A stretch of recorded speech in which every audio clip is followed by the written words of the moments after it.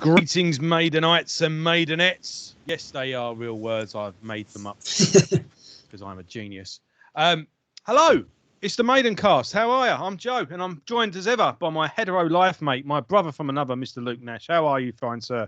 Well, mate, I'm fucking awesome because we are talking about not stuff that's happened in the past. We're not talking about a spin-off or a side project or an ex-member.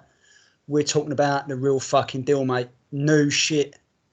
New shit. This week we... Oh, sorry. No, I'm just excited to see what happens to me. I sort of revolve back into the kid and Christmas Eve. Yeah. Whenever Maiden stuff comes out. You don't see Luke smile very often. So, yeah, this is crash bang wallet. What a picture, what a photograph. This is new Maiden. He's got teeth and everything. You never see him smile. He, as you can tell as well, Luke shaved about 10 minutes ago. You can normally tell by the length of his beard. Yeah. It was only 10 minutes ago that he shaved. Yeah, 5 o'clock shadow, mate. Yeah. So, yes, this week we are doing a slight detour. We are going to be reacting to the new video that premiered just over 2 hours ago as we record this. If you are new to the show, this is Maidencast. Welcome aboard. Hello. And to all the regulars, you know the deal. Yes, but welcome aboard if this is your first show. Just a little brief introduction. This is a thing that me and my friend are doing. Basically, there was a lack of a Maiden podcast. I was listening to Ralph Vieira's show, The Eternal Idols, where he did video by video, really well edited, really well done. Black Sabbath episodes. So he was doing the whole Black Sabbath catalogue album by album, and then he went on and did the Aussie albums, and then he did Dio. Then he did a separate channel where he did the entire Kiss catalogue and all the bits and bobs in between. And I went, I wish someone would do that with Iron Maiden. And then about 3, 4, 5 years later, I went, oh yeah, why don't you do it? And then yeah. So what we do, we are going through all of the Iron Maiden albums, the entire back catalogue, in the order of the let's start again. All of the Iron Maiden catalogues, but we are doing detours in between. So we are doing all the solo albums, all the side projects, and yeah, pretty much everything in between. And just to shake things up a bit, we were doing all of the albums, including solo albums, side projects, etc., in the order they were released. So at the moment, we are kind of halfway through Blaze Bayley's solo catalogue. Last Maiden album we did was Final Frontier. We did Blaze Bayley's Promising Terror last episode. Next episode, we'll be doing King of Metal. And the one after that, we'll be doing Primal Rock Rebellion, Adrian Smith's side project. Then after that, we'll be doing Steve Harris's British Lion. And then the week after that, we'll be doing Book of Souls. And what we thought would be the last Maiden album. But no, it's looking like we have got another one to add on to the list. And I've got a printed off list of what we've got to do. Yet written in biro underneath that printed thing, we've got new Adrian Smith album, new Blaze Bayley album, and now I can add to it new Iron Maiden album. Obviously, something will be announced soon. So that's the intro out of the way. Let's backtrack a little bit. So let's go over the clues. First off, people started noticing something was going on. Well, yeah, stuff was coming up without it really being fucking alluding to anything, wasn't it? I mean, it started with I think it started with the Legacy of the Beasts, where it kept getting postponed because of fucking COVID, and they put the new posters up with the new dates, and someone noticed some graffiti, WOTW, written on the wall. Isn't that written on a wall in somewhere in time? It might well be, yeah. I mean, they've been adding it through and through. But yeah, I think that's what started it. It was WOTW, graffiti styled on the wall, and people were like, well, hang about that weren't there on the last one. What's all that? And it sort of hooked into people's minds, but no one really knew what to make of it. But then it's been all posters, and then all of a sudden, Belshazzar's Feast flyers started appearing. It was at Download, wasn't it? The Download pilot. Yeah. But they were just fucking flyer and everything with no mention of fuck all. Some obscure what looked like an advert for some festival, wasn't it? Yeah, or some proper dodgy death metal band. You know, and it had the only thing you could really take from it was the Roman numerals at the bottom, which weren't really Roman numerals as such, but it was IM. I can't remember, but basically it was Iron Maiden 17. And that's when people were like, "Oh, hang about, what the fucking hell's this?" And then Frank Carter and he got interviewed and he had the T-shirt on, and people asked him about a new Maiden album, and he undid his top and the T-shirt was there, and that's when people really started to put two and two together. And then, there's been a Twitter account gone up at Daniel Belshazzar or something, and he's been posting weird graphics and. Is it Belshazzar or Belshazzar? I think. I think it's Belshazzar. Well, I suppose it's tomato, isn't it? I guess it's a story from the Bible. Yes, I've been reading today. Funnily enough. Yeah. So it's one way one here. I've just got way. the.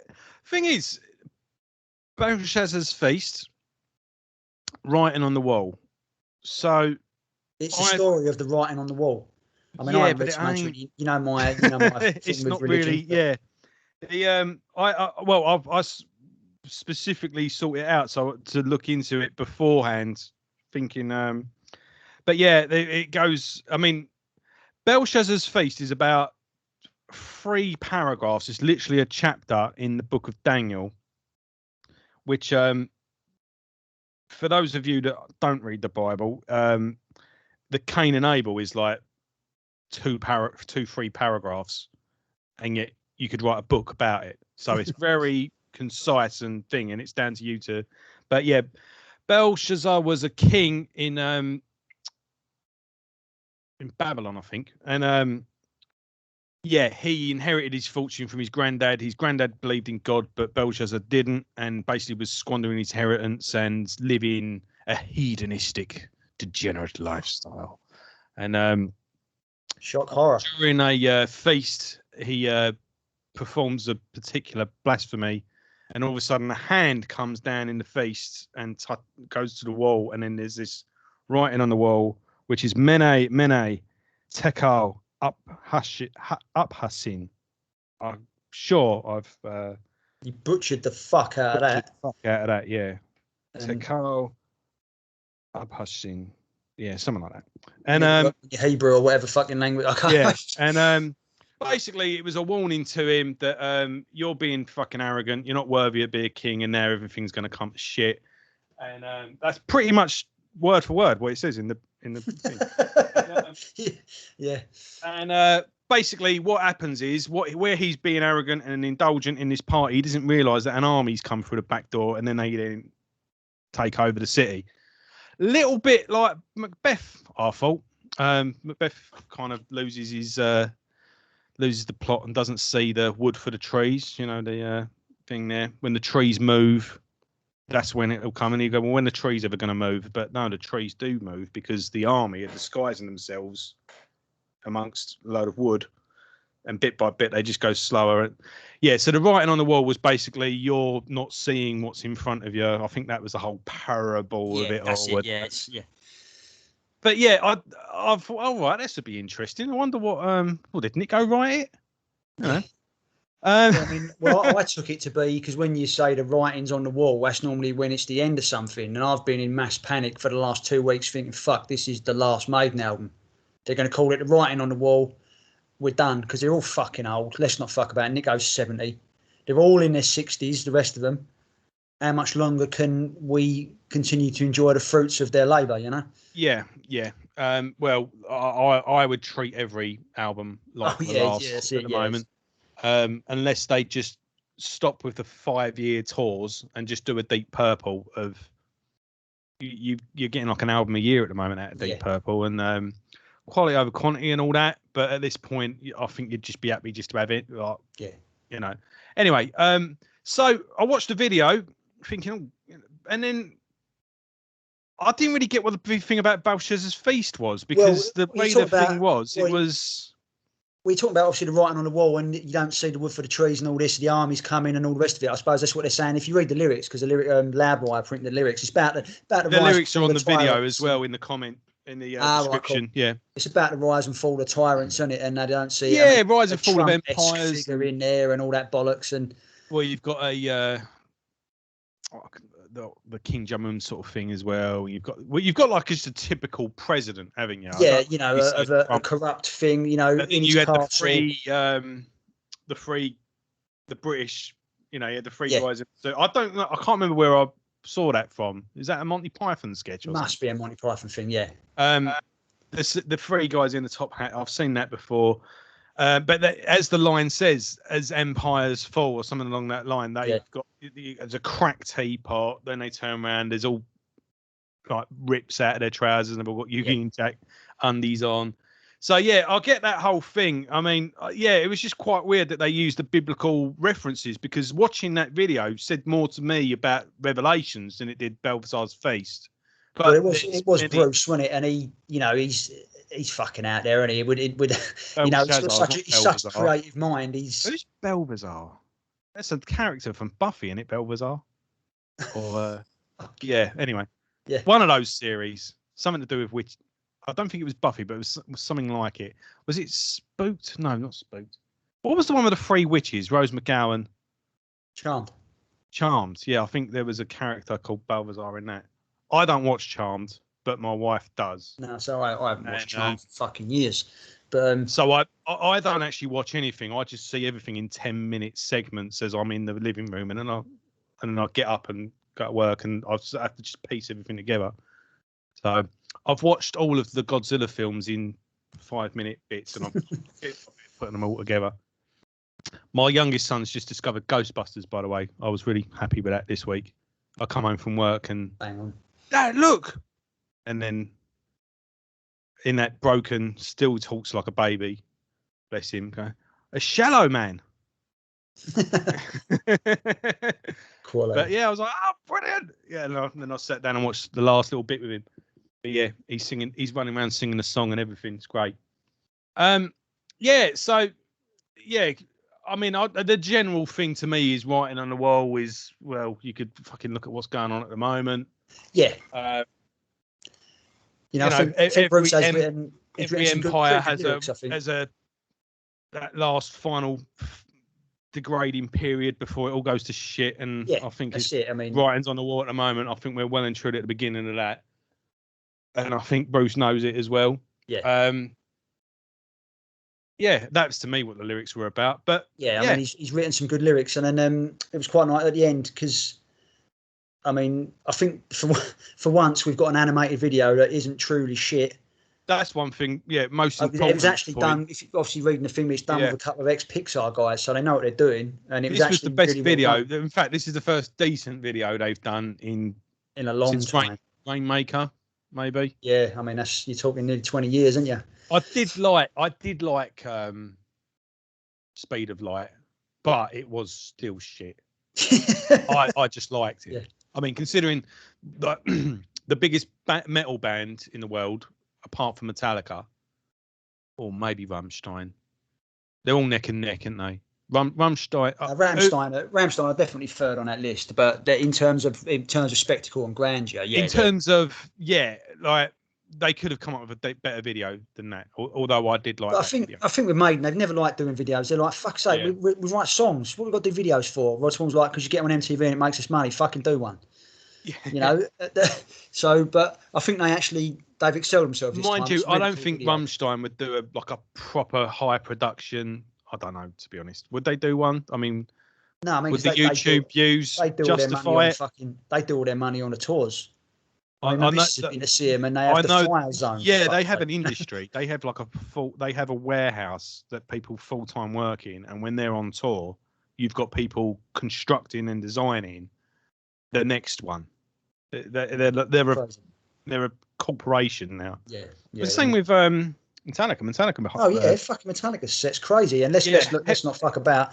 Legacy of the Beast set was a set on its own, wasn't it? You know what I mean? Yeah, someone clearly went to Rammstein's show and Metallica show and went, right, let's take some notes and I remember Parkway Drive are emulating them at the minute because they've openly said let's put on a show, and that's they have fucking pyro and spinning drum risers and all sorts of shit. It's crazy.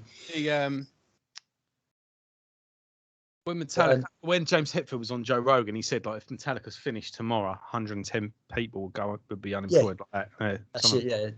tells you something about it, doesn't it? They're not banned anymore. They are, like say, corporations. They employ hundreds of people. Yeah, exactly. So that's why gig tickets are the price they are. They've got to pay their fucking wages, as well as make something themselves. All the while the venues are trying to, record companies are trying to take their fucking slice. Yeah, we've gone into a segue here, but let me tell you a story. I once met Roger Daltrey. Yeah. And he was saying that they'd just had some gigs cancelled in Germany and Sweden, I think. He said they're not financially viable, so we've had to cancel them. I went, oh yeah, and he went, well, you know, he went, those big screens on the side of the thing, you have to hire them, and then the backdrop, that will cost money, and then you got to transport the fucking stuff. I mean, it all just adds up. He went, I prefer back in the 70s when you just had your amps, you plugged in and went for it, you know. Yeah. But he went, people want the big Shazam now. And I'll come away from it thinking, well, if the fucking Who are struggling. Yeah, it's scary, isn't it? You know? Yeah. So, and that was. No. And Lars was right, ladies and gentlemen, but that's a story for another time. He certainly was. I was watching a thing even today on the news where they were having a pop at Spotify. And it's like, yeah, but Spotify didn't like you. No, I mean, they should have more royalties. I get that, but it was a con from day one. But you all fucking went with it, didn't you? Yeah. And now you're complaining. But yeah, like I say, Lars did try and stop all this, and you all ridiculed him. So. Yeah. Oh, and speaking of Spotify, the mix for the song is way better on the streaming platforms than it is on YouTube. I ain't worried about that.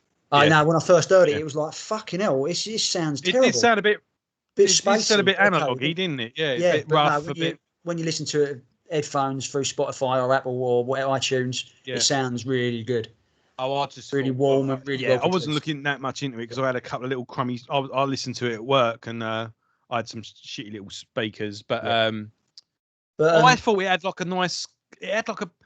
I don't want to say country, but it definitely had a southern. No, it did. You hit the nail on the head in that Facebook message you sent. Yeah. It was very much that. And some geezer said on the Maiden forum that all he can think of now is Sons of Anarchy. Yeah, all right, fair enough. Yeah, do you know what I mean? But it had a bit of a Bad Company vibe to it. A little bit of a, not so much of a country sound, but a country atmosphere. Yeah, and I mean, the rough and ready country, not the gospel. It's so different for Maiden, yet it's so Maiden at the same time. Yeah.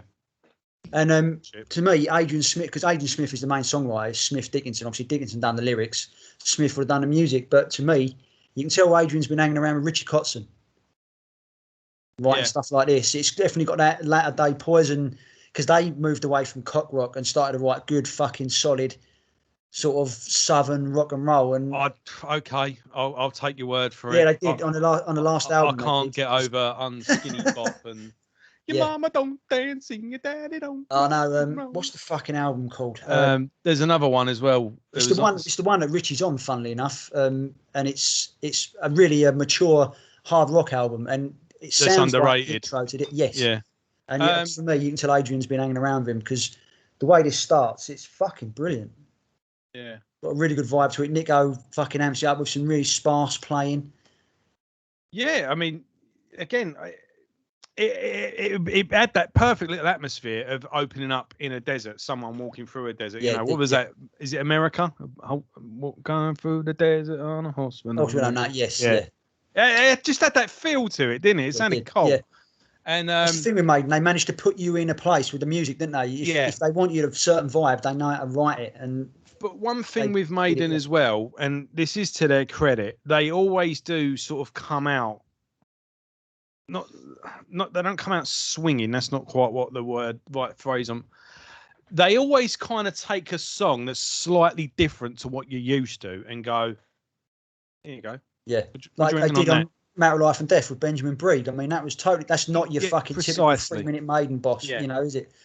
And they've done it with this. I mean, if this represents the album, fucking hell, I don't know. If it did, I'd be fucking over the moon. If it didn't, again, I'd be over the moon because I know I've got X amount of Maiden left. This has definitely made a more. It's left a better first impression on me than Speed of Light did. Speed of Light was a grower. Yeah, and Speed of Light was again. It's Maiden. It was like it was a good. It had a bit of a comfort blanket Maiden. Yeah, yeah. It felt like a hard rock song rather than a metal song. But I was a bit like, yeah, that's all right. Stick it on again. And then after a few lessons, I did really enjoy it. But no, I mean, well, this song, fucking hell, I must admit, it's when it kicks in, it's got that great vibe to it. And I think I've sussed the solos. I think the first solo's Dave because it just sears all over the place. Dave Murray, fucking mouth open, eyes closed, fucking giving it all that. And the second solo is Adrian because it's more concise. And we've discussed it on the show before how Dave tends to sear the fretboard off. Adrian's more concise and Yannick's just fucking all over the show. Yeah. I don't think Yannick actually gets a solo. I think he plays the melody in between the two solos. Yeah. Which I'm not too man enough to admit I welled up during that bit. I got the old lump in the throat. It was like, yes, I was so happy. It was just that bit of music really hit me. And I fucking love it, mate. So let's have a look at the video. So it opens up. You've got some. They're not vultures, are they? They're crows. Look a bit big to be. They're not eagles, are they? Anyway, some circling birds. And then there's if you're in what the desert, looks it's got like to be vultures. Yeah, well, they're not. Yeah, they don't look like vultures though. But could be anything. Doesn't matter. It's a cartoon show. Don't worry about it. But yeah, you got them circling around, and then it comes down on a desert, and there's an Iron Maiden fan with inside the Mummy Power Slave T-shirt. Dies obviously from thirst of some sort, or just being, dehydration. And then you've got like a hooded figure over him, and then the birds circle around again and land and become 4 bikers. Now, You've got the 4 horsemen of the apocalypse, and Which it was Terry Pratchett. Something's just occurred to me, actually. The flyers, sorry. Oh, no, well, the kid's holding a flyer, isn't he? Yes. Like it was almost, he's been invited to this feast. Yeah. But it's something you can never get into because obviously you're either the wrong gender, the wrong fucking rate, you haven't got enough money, whatever. You're not, although you're invited, it's all a fucking con. Bit like life, really, or fucking El Dorado when they write about that. It's almost like I get the flyer aspect of it now. You've been invited to this feast, but you can never get there. And he fucking treks through the desert to get there, and it's all a fucking con. You've gone all this way, and it's a load of bollocks. And it's just occurred to me because I'm watching a video now, and you saying that. And but then they do get to it, don't they? Yeah, but they can't get through because you've got the old fucking gates up, the old force field and all that with armed guards. Like, you're not coming, peasant. Yeah, but there are people that can. So does he have a certificate? Does he have a flyer, or is there just one waving? When he collapsed, and you got all the different walks of life coming in. Yeah, it's just weird. But then it takes obviously the Eddies to come and smash it down and get everyone in. Yeah, and then this sort of. Not exactly, but the video said to me it had more to do with Revelations than it did with Daniel or Belshazzar's feast, because obviously the 4 horsemen inside the thing as well. It was like, man, it's what am I trying to say? It's coming together that people are getting into hedonistic pleasure. They're just following the animal instinct. So you've got like this club with this fucking weird clown alien thing as a DJ, which we all hate. And if you look at, some of the fucking things that are going on now with you look at, those sort of things, it just looks fucking crazy now, doesn't it? Yeah. And some weird demented clown being a DJ is just typical of the thing. This guy that's running it, he's sucking, he's getting like his essence from these two. Whoever they are in the church. Yeah, we'll get to that when it comes down to it. But then Eddie breaks in, and then you've got the 4 horsemen break through the. So that was kind of like the whole Belshazzar's feast thing, you could say, because he wasn't looking at seeing it. It's Yeah, I was just like, I'm just looking at. You're the one that put this Belshazzar's feast in my head, so I've now followed it. I was reading earlier, trying to get up to date, thinking, what's this going to be about? And then it's kind of like, well. Writing on the wall would have done. I get what you meant. Yeah, but I suppose obviously that's what they've just used it as a ploy, so they can have it's an advertising ploy, isn't it? And it's worked better than Benjamin Brigg ever did. Yes, yeah, They learned their lesson on that one. But yeah, obviously, so people are coming for you have like a American president style figure. You've got like the Korean thing. You've got the British Empire as well. Yeah, you've got peasants outside. There's like some electric fence. One person disintegrates as he's trying to get through it. Yeah, the Chinese thing there. It's like every failed empire, or not failed empire, every empire that's had its time and moved on. Yeah, with the thing as well, with the music, it's all hedonism. It's idol worship as well. That's another big thing about all that. In that Belshazzar's feast, they worship idols and Babylonian gods, not who. And so then this guy's getting his powers from these people that are in some sort of Matrix style jar thing. Yeah. He's sucking the life out of Eddie. Comes in, right? So we now got a brand new Eddie. The transformation of Eddie is fucking awesome. From skeleton where he gets armored up, and then you get your samurai. Yeah, so I'm hoping this is the Eddie for the album. Eddie, but it's like, is it a new Eddie? I've seen plenty of Eddie samurais before. Yeah, I mean, I know someone who's even got an Eddie samurai tattooed on him. And here's one I made earlier. Yeah. There you go. Well, that's from the Japanese in 2011 when Fukushima, when they couldn't play, they did the benefit because that was the Eddie artwork. But it's never been an album. It's always been specific to area, isn't it? Every country has a specific Eddie. But I think this is more tying in with the Trooper, the beer, because you've got a Sun and Steel beer at the minute. Yes, you have as well. That's the Eddie on that. So they're tying in all their franchises, all their properties, and they're giving you a kick-ass Eddie, who I hope is the centerpiece of the album, as and when we eventually get something announced, which people are rumouring to be Monday. Trust you to bring up the one I ain't got. Yeah. Anyway. They're talking about, I was just saying, the album reveal was rumoured to be Monday because they're still counting down the album covers with the Belshazzar's feast hidden in them. Okay. And they're on Dance of Death today.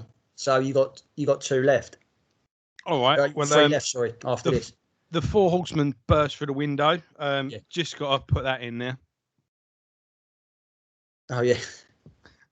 That's kind of the crappiest album cover, but yet the best at the same time. Yeah. Yeah. It's a Grim Reaper on a motorbike smashing through a stained glass window. It does not get any better. This is a great album, by the way. Definitely check this out. And Grim Reaper are kind of known mainly for their debut album, but I think their second and third album are much better. Anyway, and then so then Eddie this guy turns into a goat, so obviously Satan. He's obviously Satan in a thing, and that's another thing with Revelations, because you've all seen The Omen. Yeah. Obviously, we get our four horsemen. Well, it's not Satan, is it? It's only Christ, but yeah. We get our 4 horsemen Eddies, famous Eddies from time gone by. Yeah, but that's the thing so they nail him to the wall. They then kill everyone, and then rescue, which I'm guessing is a reference to Adam and Eve. Yeah. Who we got as Eddies? I spotted, obviously, we've got Summer in Time Eddie. Oh, right, we're going for the... I think you've got Summer in Time Eddie. You've got, I think it's Killers Eddie, with the one that's throwing the axe. Let's have a quick It's the only thing I can think of. I'll tell you what this reminded me of as well. It reminded me of an old Paul McCartney. If anyone remembers Rupert and the frog song, at the end of the video, there was a load of like animated music videos, and it was all Paul McCartney, and some of the animation on that. There was like a really fucking weird one. Emerald Nightfish, something like that. And psychedelic, naked women flying everywhere. Let's just say, a 6-year-old boy watching that certainly explains a thing or two. It was like, so I reckon, you got the typical Eddie, ain't you? That's pretty much Killers Eddie. Yeah, we'll go with that. You got your Reaper Eddie, which we've always had. Dance of Death, he's always been about. It's somewhere in time, definitely. And then obviously the Plague Eddie is obviously a pharaoh, so he's from Power Slave or somewhere back in time when they revamped Eddie. Yeah. Yeah. And then this one here, the one at the end, looks like Book of Souls. That looked to me like Book of Souls. One at the end. Yeah, the last one, as they're coming away, that looks like the one. He's got a little thing on his head. Oh, no, it could be Peace of Mind. Have you got the video up on a different screen? Yeah, I'm looking at it now. 5:15. Ah, right, yeah, a bit further forward. Oh no, it's not. Oh yeah, I see it. Yeah, it could be. Yeah. You getting it? Yeah, Yeah, it's definitely mine, Eddie. Yeah. Yeah, or do you reckon it's Peace of Mind, Eddie? It looks like a cross between the two. Yeah, because he's got the thing in the middle of his head as well, hasn't he? Yeah. So could be one or the other. And then yeah, so these man and a woman, obviously some sort of thing because of the way that the colour they are, and both naked, but they've got light beaming from them. Yeah. Obviously, the rebirth of new civilization or whatever. Eddie gives them the apple. Yeah, fucking corruption. But then again, they both eat the apple. So does it also start again? Is that? Yeah, that's it. Yeah, it's not just her, is it? It's him as well. Yeah, and but then a little now in the description on the website, it has a thing from one of the directors, and they do say every frame is got something. Yeah, I saw that. I mean, there's loads of Easter eggs when you're going through the desert. I mean, you've got the book of someone's plane crashed and all that. Yeah, but what I want to talk about now, and I'm just trying to find it. Right, here we go. As they escape from the building, right, pausing it at 5:45. You've got, as the car pulls off, sprayed on the side of the car. 666. Is that a 666? Yeah, in Roman numerals. Yeah, V plus 1 6 X. This looks like a D, a Q. Yeah, I googled it. Oh right, okay. Yeah, 666. And then on the number plate it says PREZ-7. What do you reckon's on the number plate? Because if PREZ is Prez, isn't it? PREZ. It's the president's car. Prez one. Oh, it's the president's car, isn't it? Yeah. Fuck's sake! I thought there was a bit more to it than that. And yeah, building blows up in the background. Cars driving off. 4 horsemen on bikes either side. Looking pretty cool. Yeah, it does. It does look awesome. Like I say, it does set me up, and I hope that's the Eddie for the album artwork. Yeah, I'm cool with that. Which means if you've got a Samurai Eddie, is there a theme? You know? Yeah. Is there a? Because obviously he's the centerpiece of the video, isn't he? It was seeing him come together, and it's a very specific look. So, like you say, it is. There's no way out of it, is there? It's a case of it's got to be themed if that's your Eddie. Mm-hmm. It could have been any Eddie that saved the day. Well, everything they take, mostly is books and films and whatnot. Yeah. So, Last Samurai could be. Is it Shogun? Yeah. It was that epic book that they did a series based on. You know. Yeah. But well, his guess is good as any. We've had. We're gonna have to wait, and we thought this was going to be a live stream from Shepherd's Bush at one point. We thought there was going to be a tour announced. Yeah, it's crazy, isn't it? The rumours just fucking flying around. Yeah. But Scott Ian from Anthrax knew about this video in advance because he did an Instagram video because he's preparing the live stream for Anthrax, which has got one special guest, by the way. So John Bush is going to be there. Mm. But he's obviously fucking around in his front room playing his guitar, and he's wearing a Belshazzar's Feast t-shirt. And and someone said, "Scott, where'd you get the t-shirt?" And he said, "Oh, there was a knock at the door, and when I answered it, there was just it was left on the floor, and walking away was a man in a figure in a dark cloak." So obviously he knew about the video because obviously you got the Reapers, so someone would have filled him in to get him part of the promotion just to spread it around. Yeah. Because Anthrax and Maiden are friends, aren't they? That's about the only thrash band that Maiden like. Yeah, and I guess that's mainly down to Joe Belladonna, isn't it? Yeah, I would imagine so. Yeah. Yeah. Well, Slayer. No, he's come out. He said he never really dug them, did he? He liked Metallica, Harris. And they obviously got on well with Anthrax, didn't they? Because they actually shared a stage with them, like on that fucking DVD that I've still to see from Persistence of Time. Yeah. But they actually come up and fucking jammed with them. I mean, when a Maiden do that? Yeah, never. Good point. Yeah. So we're We have new stuff, but we're still no further along in the question of when. They've just dropped it out there just as a little bit of, normally because when you get the single old parlance, you get the album announcement, don't you? You get the artwork, you get the track list, you wrote the songs and all that. I mean, I don't think we're going to have to wait very long. No. And we'll obviously cover it as it comes out. Well, when we do the next episode, if there's anything new, then we'll talk about it then.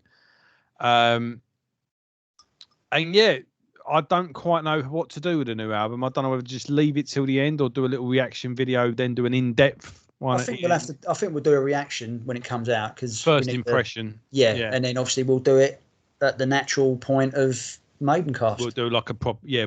I think you've called that pretty well. We'll do a. Right, it's been released today. We've listened to it 2-3 times. What's your first impression? And we'll do a little video like this. We did the initial reaction for Smith and Kotzen, didn't we? Yeah, and we've got that coming up soon. So and then we'll do and then when it comes down to it, we'll do a proper in-depth video. Yeah. So I think. I fucking love the song. Obviously it's always you get the thing where it's new song. You always hits you. You always love it.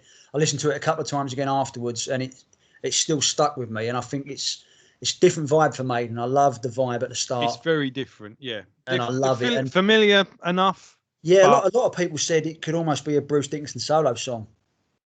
Possibly, yeah. It's got that sort of vibe. Bruce is not stretching to get notes because the guy's 60 now. As good a singer as he is, even he can't reach him now because some of the stuff on the last live album was like. Yeah, your voice. Like I mentioned Roger Daltrey earlier. He's been having struggles lately. I mean, I don't know if you saw that thing where he walked off stage and Pete just sort of Pete Townsend just come forward and went, I don't know what's gone on. I'm going to go backstage now. I'll be back. Fucking hell. And then comes off, walks back on. He went, Roger can't talk. He went, I'm really sorry, everyone. Like, and he went, we're going to have to finish the show. He went, I would just do vocals myself just to finish the show off. He went, but you don't really want that, do you? So all I can say is keep holding your ticket and we will reschedule this date. I'm really sorry. Roger then comes on and he just couldn't, his voice just went. And he said a few months later, he said, your voice is the first thing to go. Like as you age, that's the first thing. And he said, like looking after it's more important than ever, Yeah. And Roger Daltrey was never a smoker. That's it. He weren't a party man, was he? He famously knocked Keith Moon out when he was out of his nut on pills and fucked the gig up once. He was always the straight-laced one in those. Yeah. So, yeah. Well, you might see a tailored set list on future tours for Brucey then. And this year and a half off might have done him a favour. Possibly, yeah. Yeah, I mean, if he's getting vocal lessons, just not because he needs them, but just to exercise the thing. I mean, I don't know how Ian Gillan's getting on nowadays. I don't know. He's not been zapped with fucking radiation and fucking chemo either, is he? Yeah, that must have something to do with it, yeah. Yeah, and so he's probably thinking, fucking hell, yeah, great, a year and a half off, I can just fucking relax my throat up and look after it. I mean, I don't know, was he getting it injected as well? Yeah.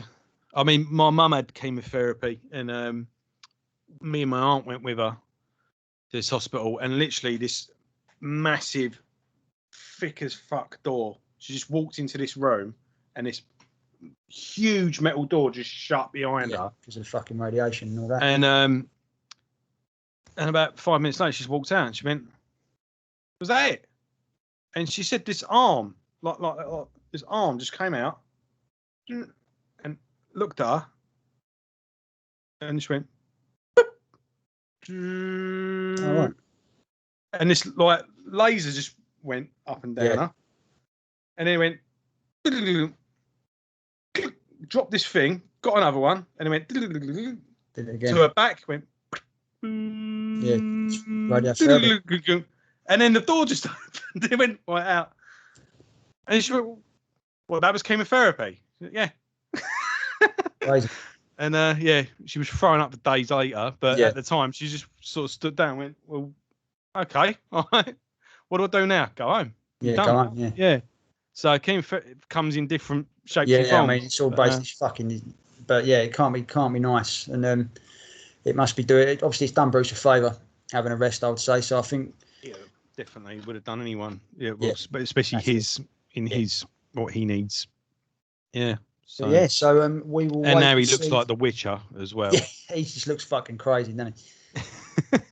But if we haven't found out anything since, no doubt I'll find out some shit at the Shepherd's Bush spoken word tour, because he's going to get bombarded with questions.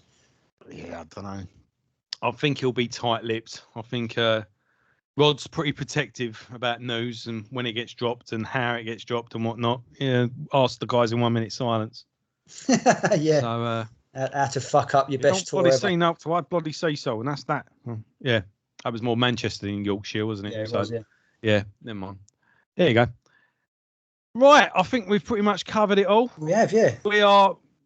This is a reaction video, and we have reacted very well. We are very excited. We are very happy. Very good first impressions there. So. And yeah, we're excited to the new album. So. Boys are back, people. Yep. Long may they continue to reign. If you've made it to the end, thank you very much. And if you could help support the channel, just click on the button like that. Click on that one if you like. Yeah, well, don't matter. You know, it's all a reaction. And if you're new to the channel, give us a subscribe as well if you want to hear more. And as ever, thank you for listening. And yeah, this is your companion to working through the Iron Maiden back catalogue. You can do it in any section you like. You ain't got to do it in release order like we have. You can just do Maiden. You can just do Bruce. You can just do Paul. You can just do Battlezone. You can have a look at ASAP. Fuck that. I want to Battlezone. Jesus. Well, you know, spoiler alert. It's worth listening to Battlezone so you can listen to our episode. Yeah. There you go. You're not very good at selling stuff, are you, Luke? But not when it comes to the Arnold Solo career, mate. Fucking hell. Can be your introduction or your afterthought. It's entirely up to you. And we want you to join in and leave us a comment as well. Get involved. So this is your show. So as always, thanks very much for watching. And yeah, we'll see you all soon. We'll be back next with King of Metal by Blaze Bayley. And we'll see you all soon. Ta-da!